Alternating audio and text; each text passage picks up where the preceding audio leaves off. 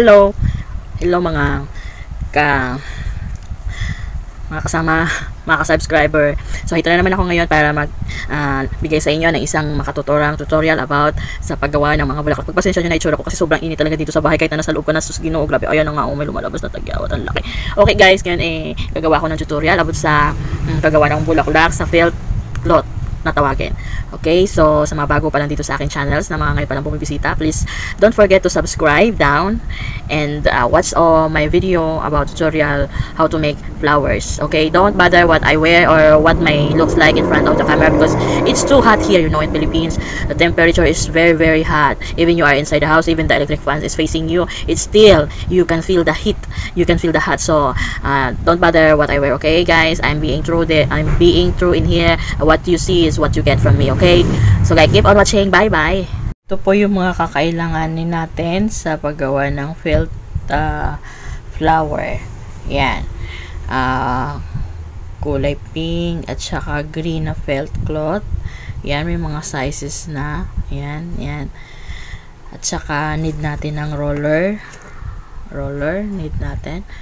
Tapos need din natin ng glue gun.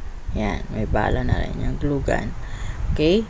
Tsaka need din natin ng scissor.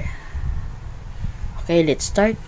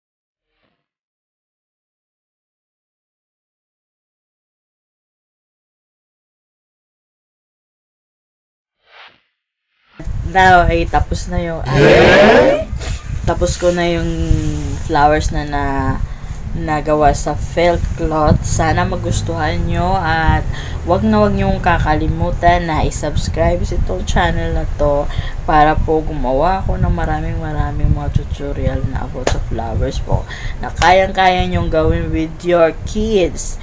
So makakapag-banding na kayo, may mga matutunan pa kayong mga bago. Sana po lagi niyo po ako susuportahan and thank you. Thanks for watching. Bye-bye. Bye.